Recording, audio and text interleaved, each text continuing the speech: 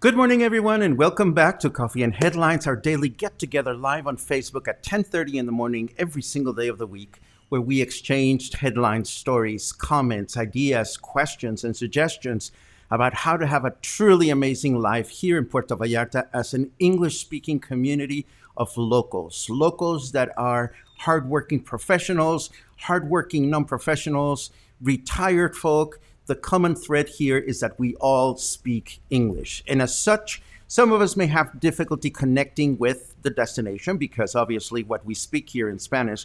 So what do we do at Coffee and Headlines? We try to create connections between our viewers, you, and the destination so that we can enjoy it more. But not today. Today is Sunday, and Sunday is Sunday Funday, which means that there are no news today, or at least no bad news. Today, nothing is sacred. No one is safe, and that's what we do on Sundays. We take one day break from the news and everything that's happening just to have some silly fun, and it's always wonderful to see you here. Today is going to be a really interesting and fun program because I'm going to talk about cross-dressing transgender catrinas. We're going to talk about Judy Woodruff. We're going to talk about Lila Downs. We're going to talk about Uncle Roger. He's back in the spotlight. And just in case I have my chingonario around, in case we need to review any more of those colorful metaphors that you like so much. But before we dive in, let me remind you, if you are new to this broadcast, my name is Paco, and we'd love to hear that you're new. You can let us know by writing the word new in your comment, and that way we'll give you a great welcome. We take a quick look at your questions and comments to see who's joining us. Claude, I need a Claude hug. Claude and I had a conversation this morning, but it was a conversation about sad things. So we're not going to talk about this. All I know is that I'm getting a hug from my dear friend Claude this afternoon, and that makes me very, very happy. Raymond says Sunday Fun Day is my number one day. Raymond, you are my number one fan, and I love seeing you here. Good morning, Trucha. Oh my goodness, Lorraine is still in Switzerland. Good morning, Lorraine. I don't know if it's good afternoon or good evening for you, but it is wonderful to see you. Albuquerque is in the house. El Centro is in the house. Good morning, Jill. Is Paco Woodruff, Judy Ojeda in the house? Absolutely, Sarah. And she will manifest herself in a short while. Michael is here. Great to see you. Great Prairie. Alberta is in the house. So wonderful to see you guys. Jorge is now in Texas. You used to be in New York, but now you're in Texas. It's great to see you, Jorge. Let's see. There's a question here. Ellen asks, the other day I referred to an Octavio Paz book. Yes, Cien Años de Soledad, 100 Years of Solitude is the name of the book. You can find it on Amazon. Somebody asked me for the name a little while ago, but it is available on Amazon.com. Let's see. Question from Joe. What did I end up doing last evening? If you mean last night, I came, oh my God, yesterday I was out doing a photo shoot, came home, I fell asleep at 6. I didn't mean to fall asleep, woke up at 8 at night, and that messed up my sleeping. I had weird dreams all night, and it was crazy. But I was home early.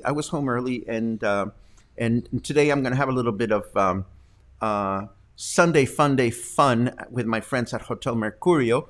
I look forward to that. Jorge asks if the Chingonario is something you can buy in the USA. The answer is yes. It is available through Amazon.com. It is a book in Spanish. Somebody was startled the other day because they said, well, you recommended a book, but it was in Spanish. I'm like, well, I'm sorry. It's about Spanish curse words. What can I tell you? So yes, it is available there. Oh my God, Earl, you are here. You're gonna love the story of the of my transgender Catrina because she is the original transgender Catrina here in Puerto Vallarta. La da da da da da. Oh, that was you, Gary. Yeah, thank you very much. Yeah, it was Gary who asked me about the link. I responded earlier today. Oh, thank you for the clarification. You are right, Claudia. It was not Cien Años de Soledad. It was El Laberinto de la Soledad. Sí, it was El Laberinto de la Soledad. Gracias por la aclaración, Claudia. That's absolutely right. Let me, Julio, ¿dónde estás? ¿Cómo estás? I miss you. I love you. Okay, enough of that. Let's get started with today because we have a lot of things to talk about. And I would like to start by sharing with you the history, or the story rather, of a very special friendship. And this is a very special friendship that I have with a young man whose name is Mario Saulo Moreno. Mario Saulo Moreno is a very, very talented Mexican artisan that specializes in paper mache sculptures and art. He uses a very specific technique called alambroide, and the term comes from alambre, which is the Spanish word for wire. So alambroide would be literally to say wire-ish. And this is a technique whereas the people that work on this particular form of art, they create structures with wire and then determine how to cover some of them or which ones to cover with paper mache. And then obviously they paint them. So the reason I share this is because, well, I had admired Mario's work from afar for some time. His work, as you can see, he has to do with Day of the Dead imagery and Catrinas and whatnot. And his work is very whimsical and it's absolutely funny. And you can actually see from this other work that, I love this one. She is some lady that is taking a shower and the devil is about to be tempting her with something or other. And of course, here's a close-up of Mario showing his that particular piece, which I absolutely adore. How do I have these photographs? Well, he is the son of Saulo Moreno, actually, before we get into that. Saulo Moreno is his late father. He passed away in 2018. And Saulo is the one who developed this alambroide technique along with other artists. And of course, like true Mexican folk artisans or artists, a lot of these techniques of Mexican fine art and fine craft are transferred from generation to generation, from father to son and so forth and so on. So this is how the traditions of Mexican craft have been maintained through generations and through many, many years. Saulo has taught while he was alive. Saulo Moreno taught workshops in Japan, in England, in the United States, in many countries, and his work has been revered in those countries and many others through beautiful exhibitions.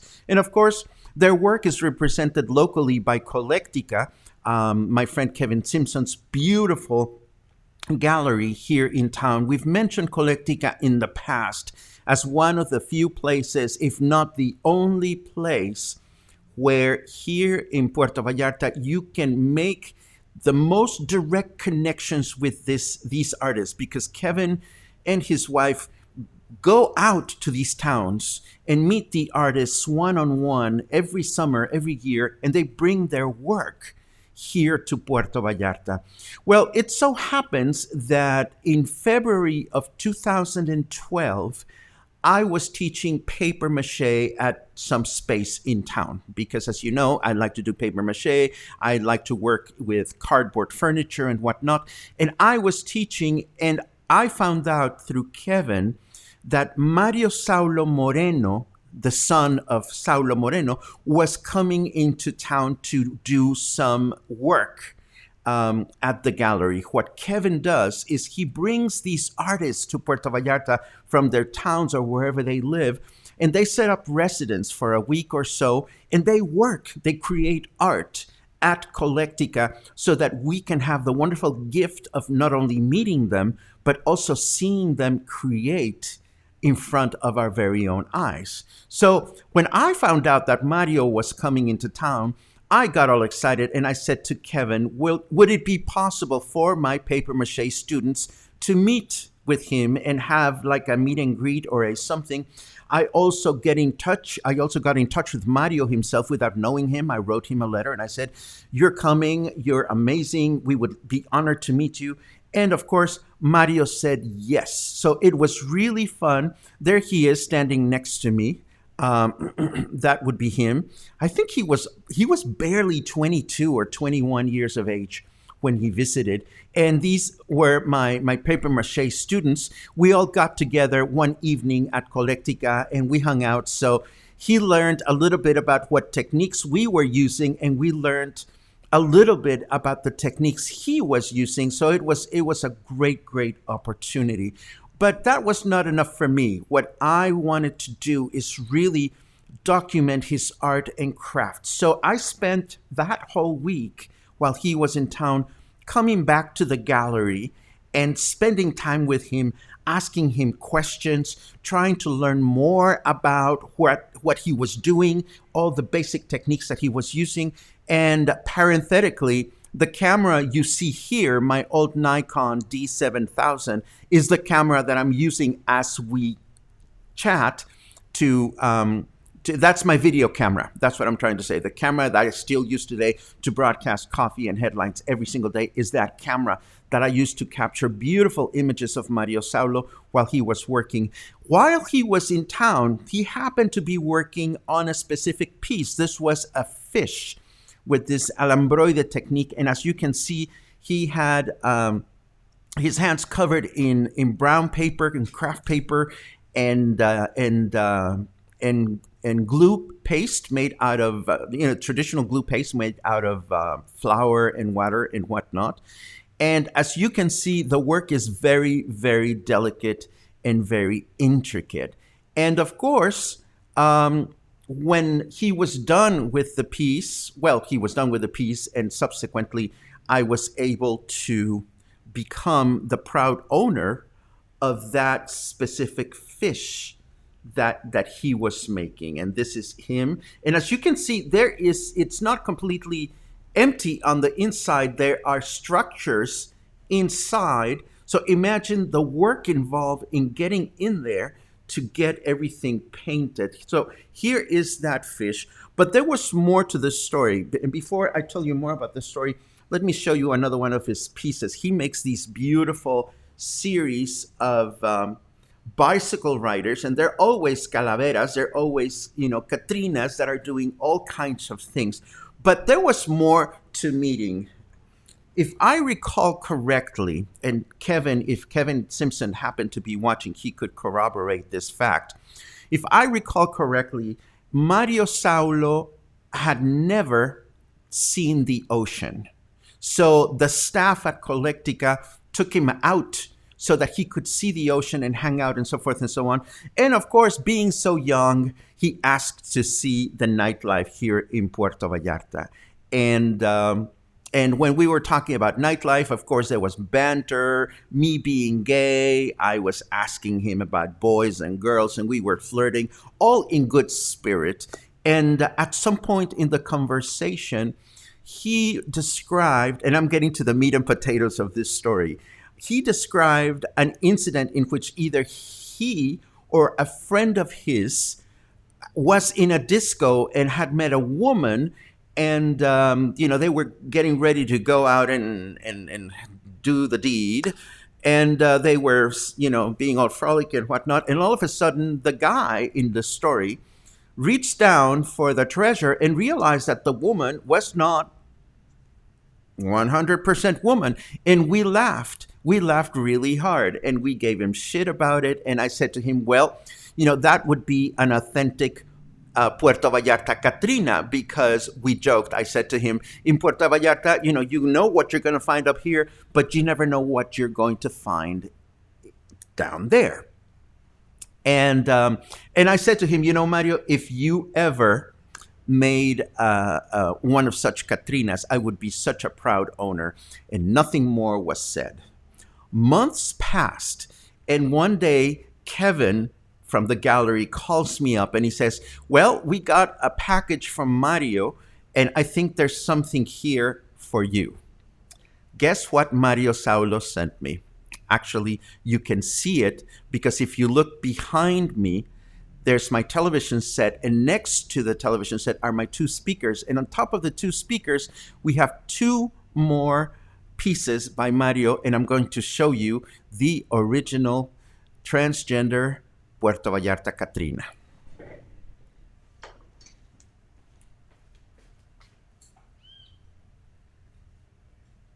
And quite intentionally, I'm wearing my cock t-shirt today. Okay, here she is, the original Puerto Vallarta catrina, and she's of course standing under a lamppost. She's waiting to get lucky and whatnot. But if you look carefully under her skirt, there it is. She has a penis. And I stroke that penis for good luck every time I'm going to go out and be a happy boy. So I just stroked my transgender Katrina's penis. Hopefully I will get lucky today. And that, oh, I'm sorry. And that, my friends, it's the end of the original Puerto Vallarta transgender catrina. And it is a friendship that I've maintained all these years. I haven't spoken with Mario for some time, though. But every time we connect through Facebook, I'm always happy to see him and say hello to him. He continues to create beautiful pieces of work, and Kevin Simpson continues to represent him here in Puerto Vallarta. So it'll be my pleasure to share with you the link to his Facebook page and also the link to Collectica, so that you can connect with Kevin, who I am sure would have even more wonderful stories about him. And how wonderful it is that through people like Kevin, who's not even Mexican, he's Canadian. He married a Mexican woman. He's like one of the biggest fans that I know of Mexican folk art and culture. How lucky we are in Puerto Vallarta that through him, we are able to connect with artists like Mario Saulo, because he brings them to our city. Or, well, he used to bring them before the COVID got a hold of all of us. But that is the story of the Mexican Catrina. Let me stop for a second and see if you have any specific questions or comments about what we talked about. Beam, beam, beam, beam, beam, beam. Do I see any cues? I see a Q, yes. We answered that Q, we answered that Q, we answered that one as well. And bim, pam, pam, pam, pam, pam. I don't see any other cues. Thank you very much, Eileen. Yes, I meant to say Octavio Paz, The Labyrinth of Solitude. My bad for making a big mistake there. Yes.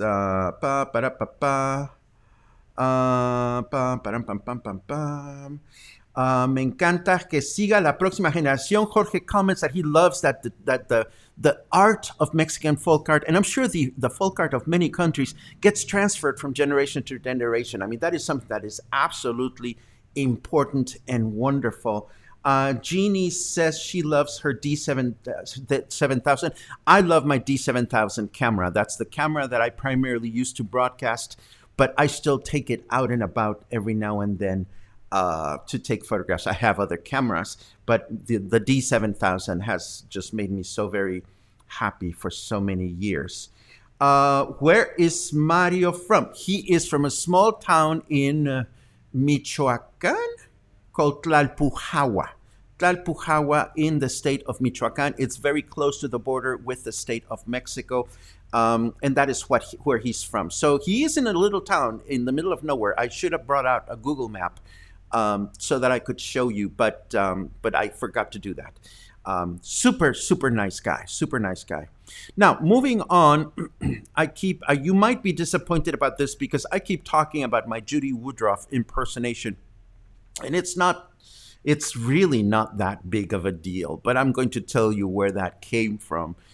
So just know that it's not a wig and makeup or anything kind of impersonation, but I watch Judy Woodruff just about every day. This is my PBS NewsHour is my go-to newscast and news program.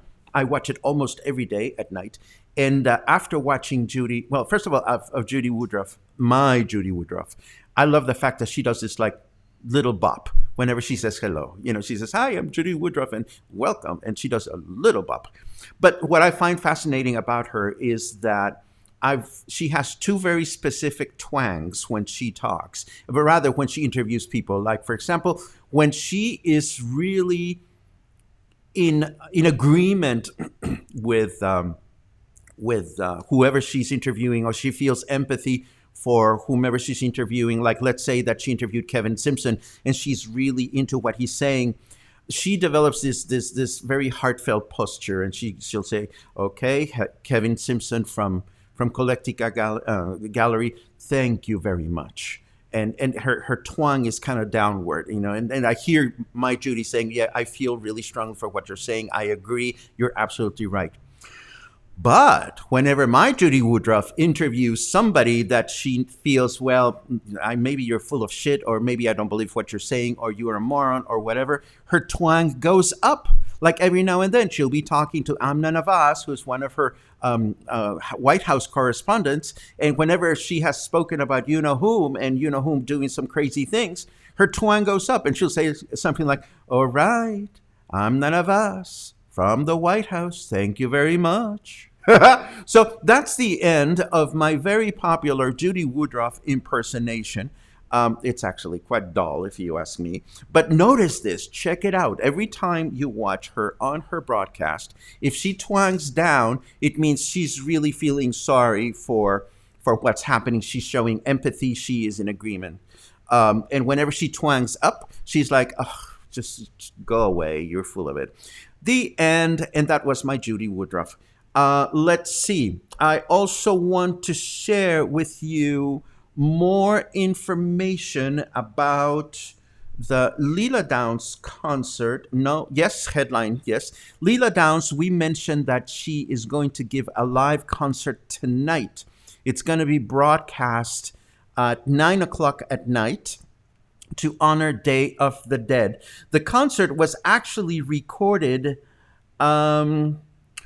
interestingly enough, okay, the concert was recorded a few months ago, and she mentions here that she was really overwhelmed about the fact that it was recorded without an audience, without anybody in the hall, and that she was really moved by the experience of recording an empty house and singing La Llorona, which is a very traditional Mexican folk song. And she says, "It brought me to tears." Now, what I find interesting is that this news item says that she's going to perform the concert at 8, whereas this is the website where the concert is going to be presented. And this website tells us that the concert is going to be at 9 o'clock. So I'm not entirely sure whether the concert will be at 8 or 9. There it is. It says that it's going to be at 2100, so that would be 9 o'clock. But if you care to watch Lila Downs tonight, is going to be a wonderful opportunity for you to get to know her. If you do not know about Lila Downs, she is the most important international ambassador Mexico has for traditional Mexican folk songs. She is absolutely amazing. And for you to get to know her better, I put together 3 links from YouTube performances. One of it is from her, one of her live concerts. She's singing La Llorona. Another one, she's singing Cucurrucucú Paloma.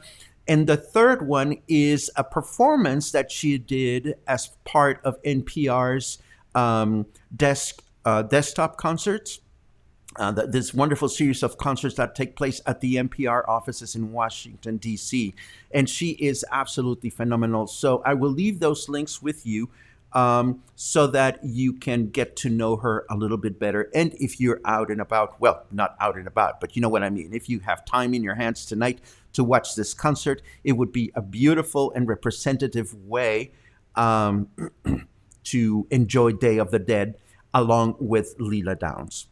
The last link that I want to share with you today is our dear Uncle Roger. Uncle Roger, who we met a few days ago, is this he's this Thai comedian that lives in England, and he develops this persona called Uncle Roger, who is a cook, the character. And the cook reacts to people teaching how to cook fried rice on YouTube.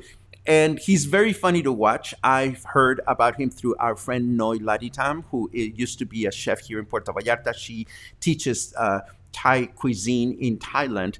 And now Uncle Roger is reviewing this Australian chef cooking fried rice. And this chef is really funny because he's kind of like a gnarly dude. He has tattoos and he curses a lot. So, of course, our Uncle Roger is completely dainty and wholesome, and he's all shocked about the fact that the dude is cursing. So I'm going to leave you with this link for Uncle Roger, who always says hello to all the nieces and nephews who watch his YouTube videos. They are absolutely funny. And this brings me pretty much to the end of what I put together for you today. I haven't asked you, since Michael brings up my music, of course, I haven't asked you if anybody had a chance to watch the choral piece that I shared with you. And if you did, I really hope it moved you the way it moved me. And before I leave, I will be so very happy to ask you to ask me anything if you want. You know, if you're asking for yourselves or if you're asking for a friend, I'll be happy to entertain and answer any questions you may have. Let me take a quick look at your last minute comments to make sure that I am not missing anything. Bim, bim, bim, bim, bim, bim, bim, bam, bam, bam, bam, bam, bam, bam. I think I am all caught up with you. And as long as I'm caught up with you, let me tell you that I am somewhat intrigued as to what kind of statement our governor is going to make today, because of course it is too soon to see any changes on the numbers since the button was pushed. The button was just pushed 2 days ago. So we are not going to see much changes on the numbers. So I'm curious to see what the governor is going to report today. Of course, as we do on every Monday, tomorrow will be COVID Monday, and we'll have news about this if the governor makes a statement today. If he doesn't, we're still going to be talking about COVID tomorrow. There's a lot of interesting things to report. I see some questions coming in. Let me take a quick look. I am so very glad that some of you watched the video from yesterday. That makes my day, because I thought it was a beautiful, beautiful piece of music. What time is Judy Woodruff on PBS? She comes in live at 5 p.m. our time on YouTube. That's how I watch her. Thank you very much for that remark, Michael. I'm glad that you enjoyed the work. Joe asked, I am still thinking about my 2 friends and what happened to them. Oh dear, Joe, you caught me on a curb. What 2 friends would that be? If you let me know, I'll be happy to answer, because I'm not entirely sure which 2 friends you are referring to. Michael asks, did I like the Harp Twins? I love the Harp Twins. Thank you very much for sharing that with me. I love this, because Joyce asked, Collectica is the art gallery, and the owner, Kevin Simpson, chimes in and he says, yes. Kevin, it is so great to see you. You know that I have the utmost respect for what you do. I haven't seen you in a while, and I'm so very much looking forward to connecting with you sometime in the near future. As we chatted earlier today, I told Kevin that we would be talking about his gallery because I want him to know how much his work is appreciated here at Coffee and Headlines by those of you who know him. And for those of you that have not visited Collectica, again, I'm going to leave you with the address. He has another another branch of the gallery, which is in Emiliano Zapata. And of course, Kevin is also the owner of Peyote Peoples. Peyote People is located in El Centro, about 1 block away from the church. So you can either catch up with him at any one of those any one of those locations. So that's basically what I have for you for today, Sunday. Today was not a rowdy, potty-mouthed day, but it was always a pleasure. It is always a pleasure to connect with you. As always, have a great Sunday. Stay kind, stay calm, stay happy, stay friendly, and of course, stay in touch. Have a great Sunday, and of course, find your own transgender Katrina and touch her wherever you can. Have a great day.